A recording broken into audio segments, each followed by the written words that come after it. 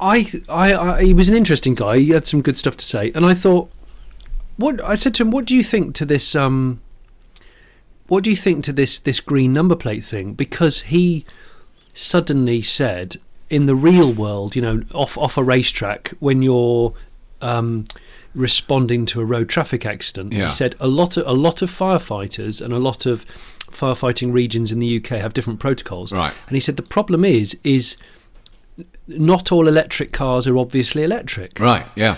And I went, oh my gosh, of course not. No. Because he said, look, if the number plates get knocked off a car, or it doesn't have any badging that says E or electric vehicle, he said, unless you're a hardcore car enthusiast firefighter, you don't necessarily know that you're dealing with a high voltage car. Yeah. And you've got to react really quickly. So I said, well, hang on a minute. Are you saying that green number plates would be good? He said, well, most of the time a car loses maybe one number plate, but very rarely both. Right. And he said, so we could tell from that without entering the reg into an iPad, which takes time. Yeah. And he said, so actually for us, for a fast response in an emergency situation, something like that's really good. And he went, that is, I'd never even thought of that. That is I've never thought of it. No. And he said people like BMW with their i-Series, apparently the badge, there's blue BMW badging, so it's a different coloured badge, which I know some manufacturers do, but it's on three sides of the car. Right. And the idea is very rarely are you going to knock all three badges off in an accident. And I've just been driving back tonight going, I just hadn't thought of any of that. No one wants to have an accident, and certainly everyone wants to be saved if they do. Yeah. So maybe green number plates isn't such a horribly wacky idea. Yeah, maybe. Yeah.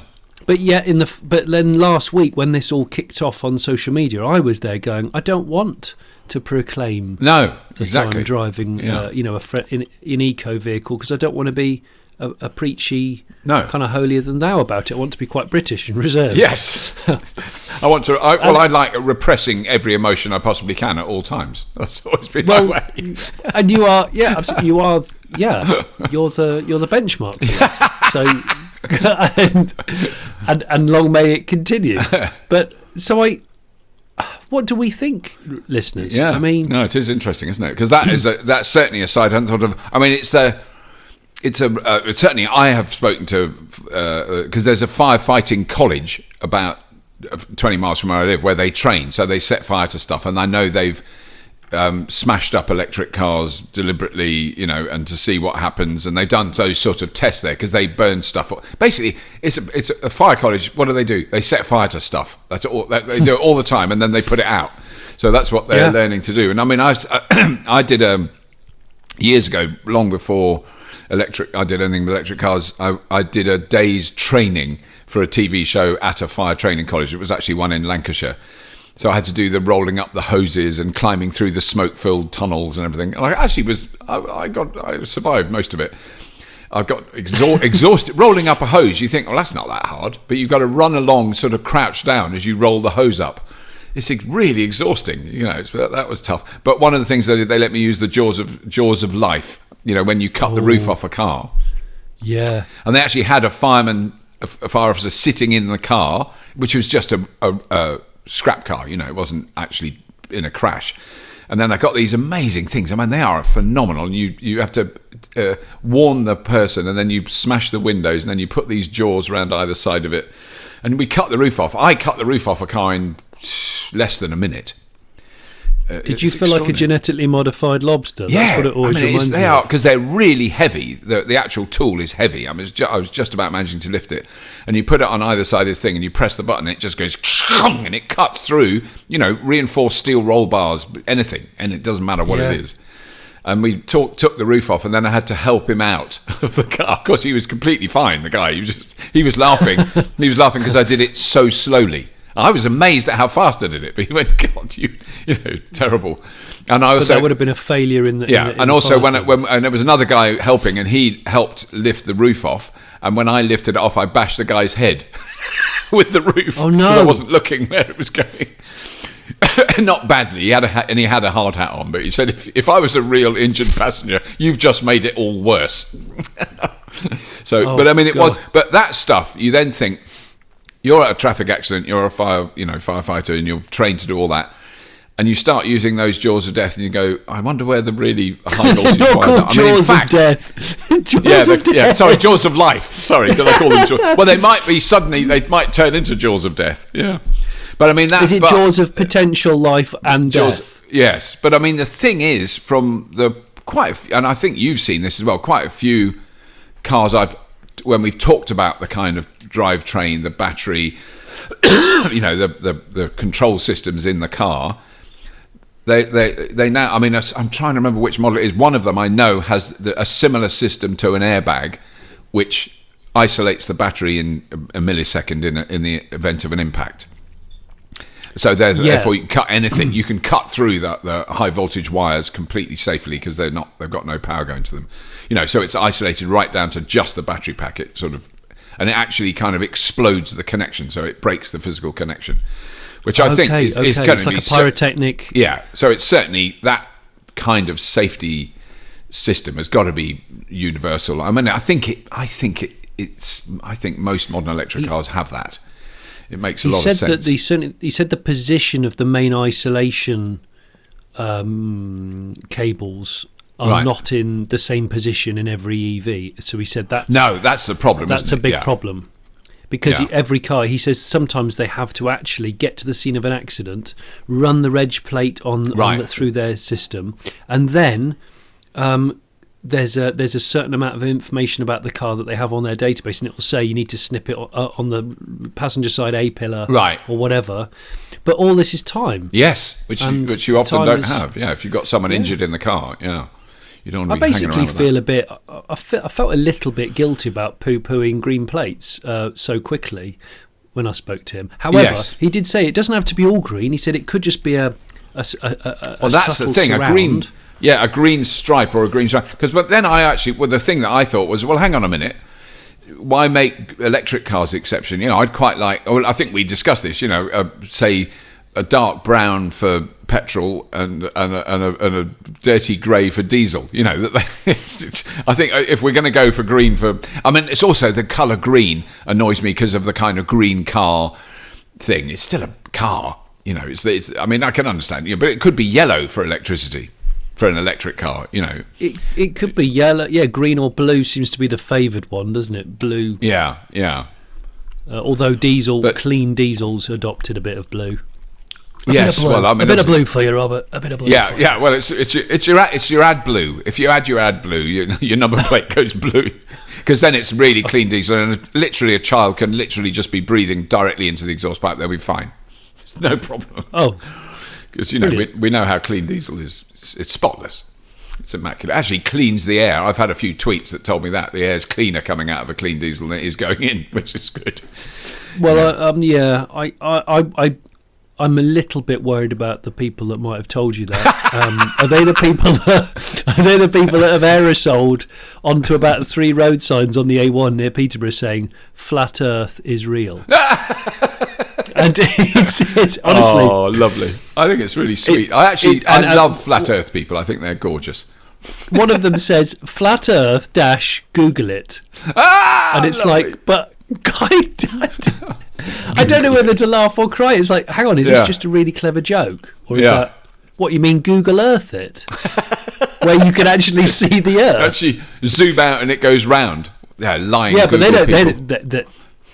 They should have been specific. Google Earth it, but never ever press the minus button to zoom out so far you can see the shape. Don't do that. No, I didn't realise we would immediately get off onto some amazing tangents. That's what I love about the podcast with you. It's like what's that kind of jazz where there's no particular freeform song? It's freeform jazz. It's freeform jazz. It's freeform jazz. Yes. Well, because we have been toying with the idea of coming up with another band name, which is, I'm sort of loath to do this, but because we've been very cruel about Faraday Future. with our jokes about Faraday Past. But, I think to be fair... I'm actually wearing my Faraday Past T-shirt today. Yeah, but I've got my Flick Fossil Fuels T-shirt on, which I got in Australia, which is the L and the I of Flick are slightly closer together than you'd probably a good graphic designer would want. So it doesn't quite... At a glance, it doesn't quite read as Flick. I think I understand. Yeah, but the thing is, I wore it 4 times before. I just read it as Flick and then went, oh, I get it. So that shows how thick I am. But what was I going to say? There was a really good point. I was going to make one of the best It's a new points. band name. New band name. That's right. So then I thought, wait a minute. Another band. Freeform jazz. If you were going to form a freeform jazz band, and we're talking late 60s, and you've got a black polo neck jumper on and really cool glasses and tapered trousers and Chelsea boots, and you play a sax, but you don't ever follow anything like a tune because you're too like rad dad. But if you had a band, what would you call it? I'd call it Lucid Air. It just is a brilliant name for a freeform jazz band, or jazz fusion, really advanced weird jazz. It is, isn't it? Oh it's my the perfect gosh! Name. Yeah. Hang on a minute. Is that saxophone player called Adam Blue? Adam Blue. Would it be Adam Blue? Yeah. Featuring Adam Blue. Because jazz bands always introduce each member either at the end on the drums. or the beginning of a gig. Well, we could on the drums we'll have Chad Emo. Chad Emo, but we could on the keyboard Billy Bollinger. We could just cover a whole range of makes. Oh God! Stop it! Ray, what about Ray Rivian on Vibes? On the vibraphone. Oh, he would. Yeah, Raymond Rivian. Raymond Rivian. Ray Riv. He's in it. Yeah. He's deep. Yeah. Lucid Air. This is becoming in my head. It's becoming real. I mean, I'm beginning to see the T-shirt already. Yeah. They work with quite a progressive producer, I think. And you might have heard of Will I Am, but let's face it, he's just called William. They work with a producer just goes by the name of iPace. We think he's called Ian. We don't know. It's just iPace. He could be Ian Pace, but we don't. He's never admitted it. He just calls himself. But it doesn't sound jazz enough, so he's just iPace. It's like it's no problem. Well, we could talk. Let's mention just in passing some news. So the story you brought was that because I remember you talking about this. Is we're talking high-end electric vehicles here. We're going to cover far more than that. But the Porsche Taycan 4S. So that isn't what you drove. You drove the turbo Dubry. I drove the turbo and I drove the Turbo S to do the launch control. Yeah. And it is slightly confusing, but they've brought out a third model, and this is lower ranking than those previous two. So it's an 83 grand Porsche, which is, I suppose, quite cheap for a Porsche. Not cheap, but reasonable. Yeah. And I'm trying to get my head around it. So that's excluding the government grant in the UK, by the way. So it'd be about 79 grand or something. Yeah. Yeah, and it's going on sale in January alongside the Turbo and the Turbo S. But the crucial thing, it doesn't have the big sort of numbers of horsepower. Right.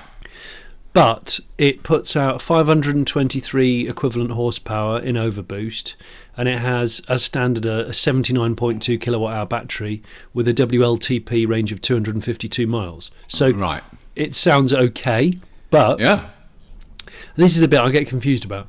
But you can offer you can Porsche say you can spec it with a Performance Battery Plus option pack, which raises the peak power to 563 horsepower, and it increases the battery output to 93.4 kilowatt hours, even though the 0 to 62 won't change from the standard 4 seconds for that particular model. But your range goes up to 287 miles. I'm a little confused. Yeah, I'm a bit confused because I don't know how much that, and also the Performance Battery Plus option, if you option it, gets a faster peak charging rate of 270 kilowatts rather than 225. Let's face it, neither of those are shabby. No, exactly. They're both amazing. So really what I'm saying is 4 seconds and 287 mile WLTP for, I would say, 85 grand or maybe a shimmy under that, which I think sounds quite cool. Whether that's still attractive for Tesla people, I don't know. Right. I'm quite interested in the leather-free cabin option with recycled materials. I haven't explored that yet, but so there's a bit of the brakes are smaller because it's a slower car. Right. But I'll be honest, Robert. There's going to be more base model Taycans. This is the latest base model. There'll be another base model in about 3 months, probably. Right. But it's available. It's available soon, which is good. So early next year, January. Basically. January. People have already ordered them, obviously, and I think UK deliveries start in January. So right. Wow. So we're going to see one in the wild early in the new year. There could be somebody who actually says the words "Happy New Year" and a Taycan drives past on privately owned number plates, and they'll go, "Oh, look, it's a new Taycan." Yeah. And that's that. Yeah. Does anybody go out to celebrate New Year's Day anymore? I don't know. Not. I don't know. I've never been good at New Year's Eve and New Year's Day and all that stuff. I've not been. I'm not very good at New Year's Eve. Yeah. Unless it's just sort of an intimate. I nearly said an intimate friend's house. What I meant was like an intimate. I'm not even going to say an intimate evening because that sounds wrong. What I mean is a small house party / dinner gathering with mates. I don't like it when it gets all official at some big glitzy bar. Not good at that stuff. Or I don't want a fanfare of fireworks really for that. No, if that's all right. No. Although 2020 sounds quite cool. Yes, I suppose so. Yes, I'll try and be happy and jolly. Yeah. Yeah, I get the impression I'm boring you. No. No, I'm the same. Anyway, I don't want to get because I thought we could easily go off on a 2-hour tangent about New Year's Eve events. We're not going to. That's it. We're moving on. Because we'll briefly say this story I like, which is from. So just to quickly remind myself, you and the listeners that the links to these stories will be in the show notes because sometimes I forget to say that. We'll put the links in the show notes. I think I forget that every time. So thank you for reminding. But this is a story which I haven't seen anything of this because normally I get this stuff sent to me, but this is in the Independent newspaper in the British Isles.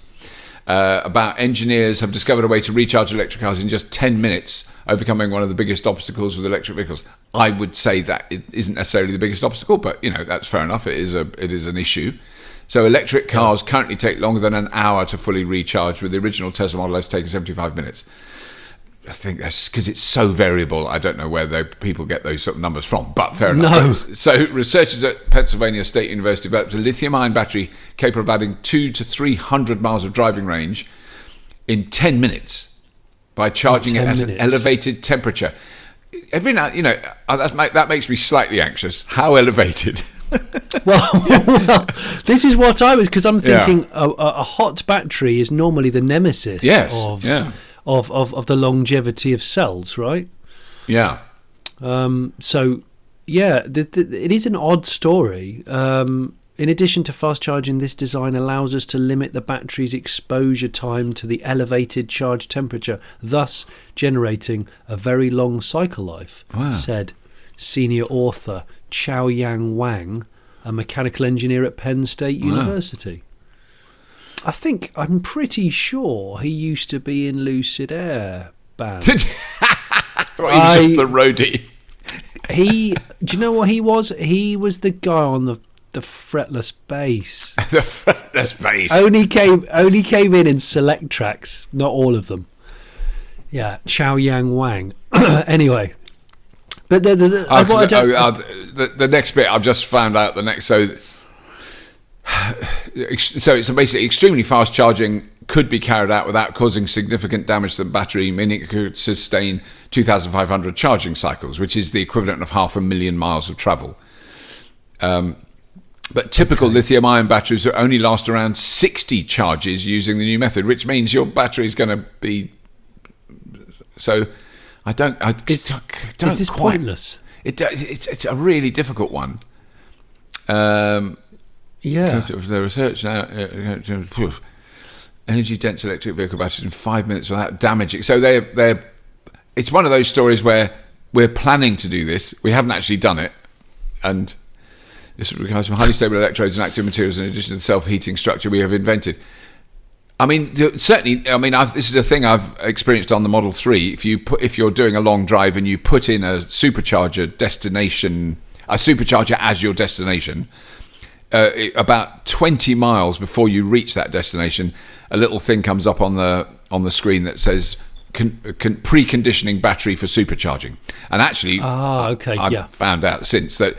So if you're driving across the desert in Nevada and it's 40 degrees centigrade, it cools the battery down. And if you're driving in the British Isles in October, it heats the battery. So it's using its own power to heat the battery up so that it's at the optimum temperature when you reach the charger, so you get the maximum input. So clearly the temperature of the battery with current lithium-ion technologies. So the sort of more advanced cars are doing that. And it's, we're going to see this more and more, I think, as well. Tesla pickup coming in November with, in inverted commas, futuristic-like cyberpunk style. Right. The electric car maker was originally scheduled to launch the truck this summer, but the CEO now says a November release date is likely. Well, we're in November pretty much. Just about, yeah. Yeah, the Tesla pickup truck's intended to fill the gap between its electric car range and the battery-powered Tesla Semi, let's just call it a lorry, that was unveiled in November 2017. So, okay, we don't want it to be really expensive, he said. I think it has to start at less than $50,000 US. Right. Well, interesting, especially with Ford developing the old electric F-150 and, of course, Rivian. Yeah. Because I've just finished editing the interviews that Chelsea did at the Rivian development headquarters, and it's just really impressive car. I mean, because she doesn't get a test drive, which is, you could tell all she's trying to do is wangle a go to having a drive, and they're not allowed. But I mean, very soon they will. But the feedback they've got from their test drivers, so they're testing them all over the world. They're driving them all over the place. But one of the test drivers said that he wanted to pay to be their test driver. He's being paid to do it. Well, because he's enjoying it so much and it's so awesome. He said, "This is the wrong way round, man. I should be paying you." It's Well, but yeah, it does sound very impressive. There is a bit of a whiff of the sort of second coming with Rivian. The effect Tesla had. Yeah. Let's say 5 years ago. Yeah. When it really started to make big waves to not just tech people but car people, and I feel like Rivian is having that effect. Yeah. It's pretty exciting. Yes, it's pretty exciting. I think at the moment it's mainly it's certainly within the automotive industry. They've had a massive they have been noticed what they've been doing. I think the wider world, I think it's still pretty esoteric. If I ask some of my neighbours, I go, if I ask Lionel, what do you think of the Rivian, Lionel? Oh, what is that? I don't know what it is, Robert. You wouldn't have heard of it. But the Rivian. But then he also says, "You still driving them toy cars?" Is that what he says? That's an electric car. Yeah, that was a while ago. I think he's got.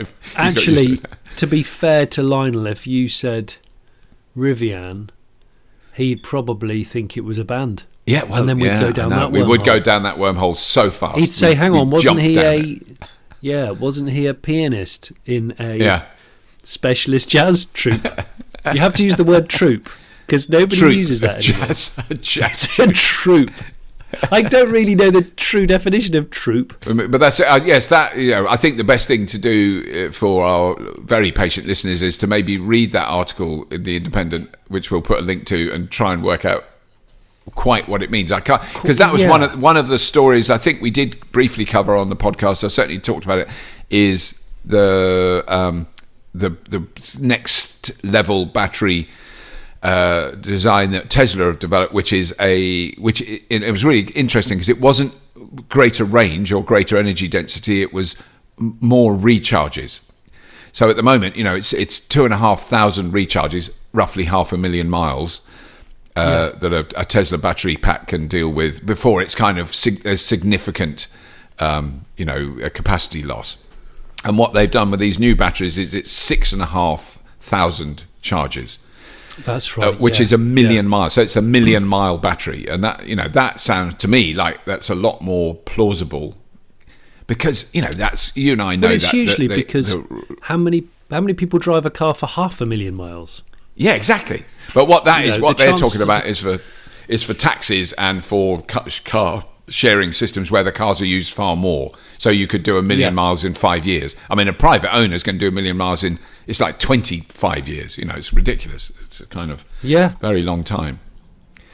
Because that's one of the stories that I get. Colin McCracker, the head of advanced transport at Bloomberg New Energy Finance, what a dude. So they've just published their New Energy Finance electric vehicle outlook for 2019, which is...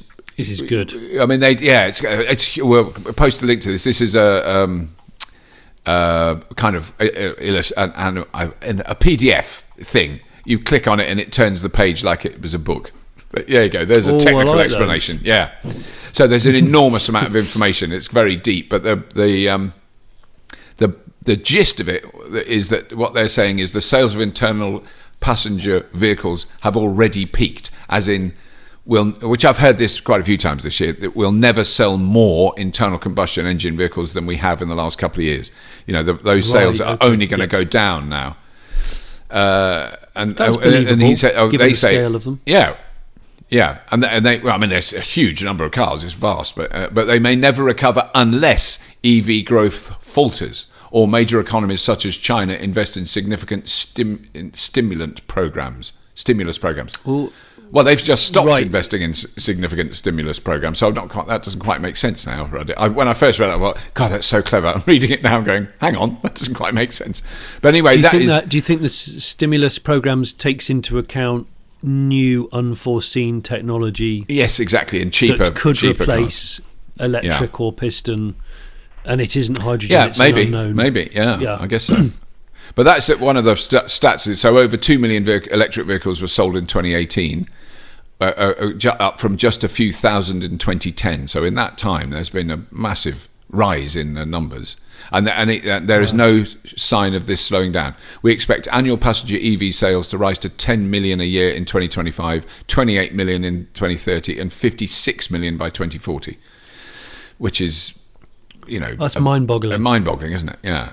And the other thing is that battery prices keep falling. As a result, we expect price parity between EVs and internal combustion vehicles by the mid-2020s in most segments, though there is wide variation between geographies and vehicle segments. Yeah, there we go. Yeah. Because I don't think the Porsche Taycan in like 2 or 3 years is going to be cheaper than a Ford Focus diesel. I think that's unlikely. No. And actually, the price parity between quite a few EVs and internal combustion engines is leveled out. Yeah. Especially when a manufacturer launches their first serious one. Yes. Because I suppose they're either just trying to get them out there and sold to the masses and break even at best. Yeah. And then of course you've got them hooked. You can smash in with the next version and keep them held onto the brand. But yeah, every time you talk about battery prices falling, I always think of that stat that you have read about. Is it the $100 per kilowatt hour? And I actually don't think anyone's actually reached that yet. I think Tesla are getting closer, and when when their new mega gigafactory in China starts, because they've built it so quickly, and I don't think it's started manufacturing anything yet, but that's where they're going to build batteries and Model 3s in China. It's huge factory, absolutely vast, and it was built in like 6 months. And the gigafactory in America has taken already years, and they still haven't got anywhere near finishing it. And I don't think this one's quite as big, but it's still massive. Robert, go there. We need to go. Yeah, I know. We need to go to China. I know we do. We need to go around a factory that's so big that you need to drive an electric car around the inside. I know. Yeah. would be so good. Or an e-bike full bizarrely, I went round the Wolfsburg factory in Germany, the VW, their original VW, which is, there's one sort of building or one space inside that's over a mile long inside. Yes, it's just huge. But I went round there in an electric Golf in 1994. Oh yeah, because we were inside. It had no roof or doors. It was like just a Golf with seats, and you sat in it, and they showed you round. You know, it was brilliant. But that was I didn't even think about it at the time. But that was an electric Golf. Do you know what? I think they still have those. They probably do. I mean, they're not going to get used that much. It's for showing people round and I think they've got ones that are like little trains. So it's a Golf at the front. And there's little cars that it tows behind. I was on my own with Stephanie Harder, who was the woman who showed me round. Well, always remembered her name. Funny you should say that, because not at Wolfsburg, but in Zwickau, which is a different part of Germany. November the 4th, which might this podcast might come out, but just before then. I don't it's basically about when you're listening to this. This is about when you're listening to this. I'm trying to be sort of educated with my guests, but it's not working. The VW new VW dedicated VW factory for the ID series, the ID3, is going to the first production car will roll off the assembly line. Yeah. So amazing. And even someone like Angela Merkel will be there. Oh. Yeah, you might know her. Because I think we were. I've got a horrible feeling we were invited. We were certainly invited to go and have a look around that factory before they started, and we couldn't do it. You know, it was one of those multiple date clashes things, which is a shame. But I think they gave up. So we haven't been invited to the first one rolling off the production line. But I couldn't go anyway. Worry. So yeah, there's more where that came from. Yeah, I think so. Yeah. But I can't. I keep suppressing my excitement about the VW ID unless because today one of the guys that was working at the house asked me about it, and I got too enthusiastic. I had to run around the garden and release the emotion. Did you get dewy-eyed? I got a bit dewy-eyed and breathless. Oh. It's funny, isn't it, how some cars have such an effect on you? You almost hate yourself. I know. I don't want to be that interested in it. It's just a car, you know. Who cares, you know? But I can't. Yeah, no, that one that really did. It really did get me. Yeah, it's extraordinary. It's the one that got away. It's the one. Maybe not. Yeah, maybe not. Yeah. It's when it was also when you told me that there was going to be a was it 77 kilowatt hour? 77 kilowatt hour one in a car that size. In a car that size, it's unbelievable. Yeah, I know. It's the other thing I just want to mention about the Bloomberg New Energy Finance Electric Vehicle Outlook 2019 by Colin McCracken, head of Advanced Transport at Bloomberg NEF. The other one, which I think is really interesting, and there's a whole load of stuff on there that I haven't gone through, but I've just picked out these couple of things. So electric bus fleet growth. So that has gone from nothing, you know, like half a dozen 5 years ago to 400,000 electric buses on the roads globally today. And that is massive. Phenomenal growth. I mean, it's so fast, and that's mainly China. But they are building electric buses in the United States, in Norway, in Germany. So that is happening. And if you think of the size of I don't know what the average electric bus battery capacity is, but I would imagine it's, you know, in a couple of 100 kilowatt hours minimum. I bet. You know, and they're charging stuff they're doing with the kind of cantilever chargers on the roof that stop at a stop and they go chung, and a massive amount of electricity goes in 2 minutes, and then they carry on. Oh, really? Some really clever stuff. In Germany, there's a bus route that has those, so it charges for like literally 2 minutes. It just tops up and it puts in sort of 60 kilowatt hours, and then it drives on. No, very interesting. It's almost the next generation of those buses in Europe which have the antenna on the roof, which run off, which were electric. I mean, it's like trams. Which were electric, they still exist. Yeah, we got rid of all the trams. We got rid of the trams, and my old man still says it was a daft idea. Yeah. Wow. But that is cool. And that was that and delivery vehicles. So they see the most rapid growth, not in private cars, but in last 20 miles. So urban deliveries, not the last mile, but you know that stuff. They say that's going to, you know, the stuff they've seen that's coming out, and we've started to see that. You know, the little extra vans. And the very obvious recent one is the order from Amazon from Rivian for 100,000 electric vans. Yeah. Which R.J. Scaringe talks about when he talks to Chelsea about that, how that was always part of their plan. I think they knew that was going to happen quite a long time ago, and they've only announced it fairly recently. But their platform lends itself to that perfectly. I mean, they're talking. There's, I think, a debate to be had, and I think we should have it in another episode about the real necessity of very big capacity batteries for sort of average cars. There's always exceptions where you want really long range electric vehicles, but the averages around the world, it is about 30 miles a day. It's so little. That's what 90% of drivers do. Which is like 12,000 miles a year, which is people don't drive 500 miles a day every day. Well, it's like, are we going to hit peak kilowatt hour in terms of like size of vehicle and segment and cost versus the size of the battery that is appropriate for it? It's crazy. I mean, the Rivian, my lord, their biggest battery pack is 180 kilowatt hours, 185 kilowatt hours. Oh. It's just huge. It's huge. Well, that's pretty much. Let me think. That is double all the biggest packs that are around. That we're around now. Really. Yeah. Aside from the 100 kilowatt hour Teslas. The Tesla 100 kilowatts. Yeah, that's the biggest around at the moment. That's it. Yeah, everything else is just slightly less than that. So crumbs. No, extraordinary. But that is all to do with the way he explains it in the episode. It goes out next week on Fully Charged, the show that's on YouTube that I don't know how to describe. your own creation of show. Right. Yes, but it's very interesting to hear what they it's very hard not to want one, because it can do tank turns. Oh my lord. The short wheelbase version will be able to do tank turns, i.e. the wheels on the right go forwards, the wheels on the left go backwards, and you turn around in, like on a sixpence. On a deformable surface. They talk a lot about deformable and non-deformable surfaces. Well, every time I think about a Rivian, my face becomes a highly deformable surface because it's one of those. Again, it's one of those things where it's like I don't like massive pickup trucks particularly because I just keep thinking about, well, it's not like they're sports cars, and unless I'm towing a horse box or a race trailer, what's the blooming point? But suddenly, if you make the damn thing really electric and full of interesting cubby holes, I kind of want to get involved. Yeah, no, me too. Yeah, and it's weird, isn't it?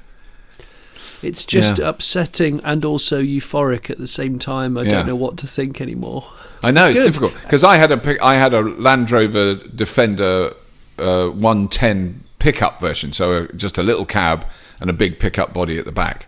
Oh, did you have a pickup? Yeah, and it had a canvas top that took 2.5 hours to put on, a week to take off, and your fingers were torn to ribbons, but then your fingernails all split. You had to go to hospital after undoing all the little catches. It was not easy, and it just went mouldy and oh god! And then where do you put it when you're not using it? So I'd take it off in the summer. And there were times when there were loads of kids. This is when we had small children. We'd have like 40 kids here, and they'd all climb in the back, and I'd drive up through the woods in it, and they loved it. That was brilliant. And they'd be throwing sticks at animals, and I don't know how safe that was, but we drove very slowly and very carefully on very quiet lanes, just before anybody freaks out. They were there was one very memorable little trip where there was a girl who had been born and raised in London. She came out to see us, and we're out in the sticks, and all the kids in the village were just feral. They were like wild. They were like children from Lord of the Flies. They had they had hats made of dead sheep heads and things like that. Pretty wild. And so this girl was a little bit overwhelmed. She was like 7 or 8, and she sat in the front with the seatbelt on, like a sensible person, and all the kids were just in the back screaming and throwing rocks. And we were driving along this really quiet lane about 5 miles from where we live, and she said, "Is this a one-way street?" Which was so cute because we were on a little lane. I said, no, it's all right, but don't worry about it. She said, "But what if the police see you and stop you?" And I said, "Look, there's no police, don't worry about it. It's fine. There's not a police around here. We're just going for it. It's honestly, you're all right." And we drove over the brow of a hill. There's a cop car. No. That's the only time I've ever seen one. 2 policemen standing by who grinned in quite a tolerant, amused way as a man in a Land Rover drove past at 15 miles an hour with possibly 15 crazy screaming kids in the back of a pickup, no seatbelts, no safety, no nothing. And one of them was holding a stick of dynamite. Well, it was not impossible. Well, it was very possible that one of them had a burning stick, and if so, that was my son at the age of 8. You know. A burning stick. Yeah, he loved running around with burning sticks. That was anyway. We've gone off topic. I like it. I enjoyed that topic. But I loved that pickup. It was brilliant. It was a V8, petrol V8, with a fairy overdrive a gearbox adaptation that I put on that made it the noisiest vehicle I've ever driven. It was definitely. I can see you with a Rivian where you live. Yes, and it would be the tempting. Pickup. I could see you with a pickup Rivian. Yeah, and I could almost see you getting another dog just to complete the look. Just to complete the look. We don't want a dog, but we had to get it to put in the back of the pickup. Yeah. They do look amazing. I could. But let's talk about. Can we talk about avionics? Yes. So that is. I mean, I think there's a scintilla. I don't know if that's the right word. A tiny possibility of some flight-based electric vehicular activity at Fully Charged Live in the British Isles in the middle of 2020 that I'm so excited about. I would have to run around the garden and do some deep breathing to calm down. But I think it's really interesting what's happening in the airspace as regards electric and hybrid electric aircraft. So this is amazing. This is Airbus, which is not a small company, let's be honest. No. Is considering bringing the world's... What it is instead of... because all the electric planes we've seen so far, and hopefully early 2020 we'll put out the episode, we've recorded half of it already, which is all about electric flight, the engines, how the motors work, contra-rotating propellers. There's now... Rolls-Royce are now building this aircraft, which we're hoping Helen Chesky can go and see at a Rolls-Royce works. I mean, a incredibly powerful electric plane. We're very excited about that. But that is to come. But this is a proper airliner. So an A320, which is a narrow-bodied or single-aisle passenger plane. So that's something that carries 200 to 300 people. So, it's a big plane. That's your most common kind of body size. Yeah, it's your most common body size plane. And they're talking about within the next 15 years, it will be a hybrid electric plane. And this is all about being able to take off using electricity, fly using a jet. So the distance you do with jets, and it will probably be a slightly different technology because they don't need as much power in the jets. Once it's up in the air and going, you can have much smaller planes, much smaller jet engines. Yep. And then as it descends, the jet engines and the electric propulsion system, which will be built into the wings, will act as an air brake / regeneration system. Oh, that's awesome. And I think it's going to take years to get there. But they are now, so they'll be developing this technology now. They would, for their next generation. I mean, it takes them a long time, whatever they're making. So there's a lot of development going on with electric hybrid jet engines as well, which is something I'd not heard about before. So they would be partly electric. It'll follow the car industry, I suppose, in terms of downsizing fuel burning engines, or in this case a jet. But if the jet consumes half the quantity of fuel because of hybrid assistance, that's brilliant. That's absolutely brilliant. No, it is amazing, isn't it? So if one long haul flight uses 50% less fuel, that's it's I see that as being change. Quite a good thing, given how many thousands of flights are taking place. Because it is very much that it's those two aspects that when I spoke to an engineer, and that was years ago, that's when they flew the electric. That was an Airbus created plane, an electric plane across the English Channel, or La Manche, if you're in France. The first time they did that, which was quite a few years ago, and we went to that inaugural flight and saw it, and that was just a 2-seater. Like a training plane, but it was quick and very quiet. But the whole gist of that is most big airports are fairly near cities. Most of them have restrictions on takeoff and landing time, i.e. not in the middle of the night. Yeah. And so they could, the idea being if you could get a large passenger plane It's literally up to about 10,000 feet. It's not the full height, but if you could get it up there with electric power, one, you save vast amounts of fuel. Really, that's when you burn a huge amount of fuel to get that plane up there. And two, it's quiet. So you can run the planes 24 hours a day. So you could take off from Heathrow or Chicago or JFK. At 2, 3 in the morning, it doesn't matter. I mean, it might not be fun for the passengers, but you could have cheaper flights that you leave. But you could be taking off and landing much quieter. And that's really what's driving it, because you can imagine the airports are into that, the airlines are into that. Everyone wants to be able to do that so they can maximise their capacity and also minimise their fuel costs. So there's a lot of proper big muscle and money behind these developments. It's also going to have a massive impact on the air quality surrounding major airports. Well, it's got to, hasn't it? Because you do smell it, don't you? When you're at an airport, you go, oh, that's that smell. It's a different smell to traffic fumes and diesel and everything. It's avgas. Air fuel, is it? Yeah. Well, every time I go to Heathrow, I think, you must be living under an umbrella of filth. Yeah. To a point. Well, if you live very near there, yeah. And the noise is, because I've sat in the back garden of a house in West London in the summer years ago, and it was they were directly under the flight path, and they were probably at 1,000 feet, something like that. As it was constant, and they were so used to it. They had little kids, and nice family we went to see, and their vocal volume would suddenly go up, and I'd noticed they suddenly start talking a bit louder, and then I'd hear the plane, so they could hear it. It was absolutely unconscious. So they knew that you had to speak a bit louder when the plane went over. Oh my God. It's just extraordinary. They said, oh, we're totally unaware of it. And I was like, it was really loud. It was, to me, not being used to it, it was very loud. I was a student in West London at uni, and I remember distinctly being woken up. It was always on a Saturday morning when I had a throbbing hangover by Concorde. Yeah. I think it was Concorde. God, yeah, that was noisy. It was just deafening, and that would trash my my hangover healing process. Yeah. Well, if that was on, and particularly if it was taking off, because when I grew up, when I was a young lad cycling around Oxfordshire, I lived very near Brize Norton, which is a big airfield, a military airfield, but they tested Concorde there a lot before it went into service. So that's how long ago that was, in the sort of late 60s, early 70s. Right. And that was when that went over, because that would fly over our house where, at that weird angle it flew at when the nose was pushed down. So it wasn't going very fast. Massive amounts of black smoke coming out the back.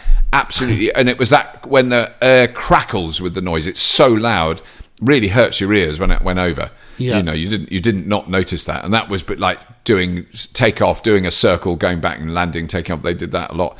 That was a noisy plane. I mean, my agent went to a meeting in New York about Absolutely Fabulous. AbFab. Right. She went to a meeting because they were going to do an American version. I don't think it ever came off, but there was talk of that. So the people who flew her out there, the production company, flew her out on Concorde. So she's the only person I know who's been on Concorde, when it was still running across the Atlantic. And she flew 3 hours, got out. She was in New York, went and had a breakfast meeting. Had talked to some people, had another meeting, went back to the airport, got on the plane 3 hours, and she was back in London, and she didn't have any jet lag at all. So she didn't even take a wash kit. She didn't need to. No. She took her bag and her phone. Nothing. Yeah, she didn't need to. It was 3 hours to get to New York. It's just mind-boggling, isn't it? I mean, it was so weird that we achieved that, and then it's completely backed off. It didn't. It was.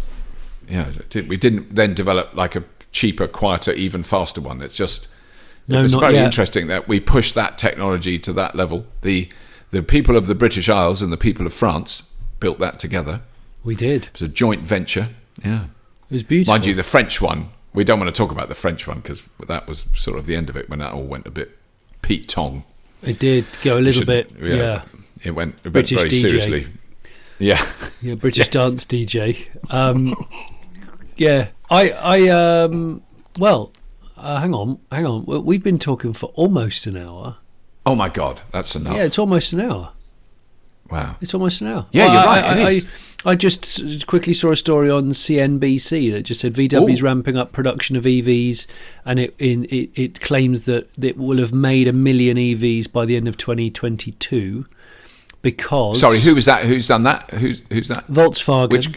Volkswagen. Wow. According to Reuters, right. And the VW is readying 2 Chinese factories to build electric cars, and the Chinese plants will have a production capacity of 600,000 vehicles a year. Oh my Lord! And this will enable, they say, Volkswagen to leapfrog Tesla and make China the key battleground. Fighting talk. We like it. There's one thing I like. It's a key battleground. I do like a key battleground. Johnny and I really love a key battleground. We don't like a average battleground. They're boring. We want a key one. Oh dear, I don't like a sodden battleground. I don't like it wet. No. I like it nice and dry and level. Level and lots of refreshments at every stop of battle. I think now it's fairly obvious that we're both losing the mental capacity to continue. We're weary travellers. We haven't actually travelled. But yeah. It's always not really quite a good idea fun to wind it up. Yeah, it's always fun to make these podcasts. I hope that... No, it is great, yeah. It's okay to listen to. I mean, if I'm just being selfish, it's just nice to talk into a microphone now and again. Yes. And whilst looking at cat sick. Oh, God, you poor thing. I'd forgotten about the cat sick. God, that is not good. It's time to crack out the Dettol and also maybe a cheeky glass of red. Yes, I think you need that. Because that was the nearest we've ever had to that was when our very sadly missed lurcher, Joey, decided to try eating grapes when he was a puppy. And grapes, I've now discovered, I can confirm that grapes and dogs, really, really bad idea. Does not mix. It's laxative effect, is it not? It has a very severe, extreme laxative effect. Yeah. And that was not fun. That was just to come back into the kitchen and see that. Because, I don't want to go into any detail. I don't want to go into too much detail. But, if a dog passes solids, it's quite easy to pick up. Was it a bit like a dog-shaped icing bag? It was off the scale. It was a dog-shaped ice rink. It was not good. It was just the sheer area, because it was only a few atoms thick, but it covered a very large surface area. Oh, it was so bad. It was so terrible. Don't, because my throat's a little bit ticklish. Look, Robert, we've got a memory foam mattress in our spare room, which is 2 weeks old. Actually one person has slept on it, and it's a thing of beauty. It is absolutely hosed with cat slash. And I, what do you do? I can't take it back and go, I don't want this mattress anymore. It's absolutely sodden with urine. No, because what's going to happen is an old mate from university is going to turn up tonight and go, hello, Johnny, man, I'm really sorry to dump on you, but can I stay the night? And you can say, yeah, stay on the memory foam fat mattress, it's fine. Well, yeah, I mean, actually, yeah. And the truth of it is you don't want to turn them down, but you've got to get seriously busy with the Dettol on the hairdryer and I don't know, 17 kitchen rolls. It's a difficult one clearing up a mattress. I mean, that's not a fully charged conversation. Come on. No, we really shouldn't go there. We've been bad. I apologise, listeners. You don't need to hear this. No, you don't. Our small domestic issues. No, it's terrible. If you don't subscribe already, here. If you don't subscribe to this podcast, subscribe to it, please. And if you want to leave a positive comment or a 5-star rating, I mean, I don't know if we're worth 5 stars, but we're going to ask. No. If you don't ask, you don't 4.5, maybe. Yeah, 4.5. But also the other, because that's the thing that I keep forgetting, is that the vast majority of viewers of Fully Charged on YouTube aren't subscribed to Fully Charged, which is great. I mean, it's brilliant because more people watch it because we've got over 500,000 subscribers, but most of the views are not subscribed to it, which is, I think, says a lot about, I watch things on YouTube, but then I don't subscribe to many things because there's just too much going on. But there is a lot going on. But with podcasts, this is the difference. I do subscribe to loads of podcasts. I'm really glad I do because I don't miss them. So it's actually, I think, much more valid to suggest subscribing to a podcast than to a YouTube TV video production show. You don't know what it is. You don't know what your own show is. I've been doing it for 10 years. I still don't know what it is. No. But please subscribe and so do subscribe to this. We'd love you to subscribe to this, and then you'll get it on your favourite podcast feeder. If for some amazing reason this reaches something like 500,000 subscribers by Christmas, highly unlikely, I know. Yeah. Apparently, and I've just had a message. Lucid Air will play. They'll play live. It'll be the original lineup. They'll play live. They'll do a live session, intimate gig, obviously. Yeah. For the podcast.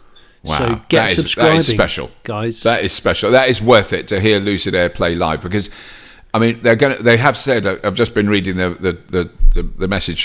Thanks for forwarding it, Johnny, from their agency. That they're going to play what they don't want to frighten people, so they're going to play one of their shorter songs. It's 48 minutes. I know which one that is. I mean, it takes you into another space. It's only 3 notes. It's a repetition of 3 notes, but in different rhythms, different flavours, different instruments. It's brilliant. Genius stuff. They're cutting edge. That song. Did you say 48 minutes? 48 minutes long. Yeah. Yeah, that one's called. I think that was called Regen Hill. I think. I think that one's called Regen Hill. It's really good, actually. It sort of takes you through. Yeah, it's brilliant. It's very much a musical journey. Yeah, it is. I'm going to bid you farewell, listeners. Bid you farewell. Absolutely, bid you very, very farewell. And if you've got this far, you're incredible people. And as always, if you have been, thank you so much for listening.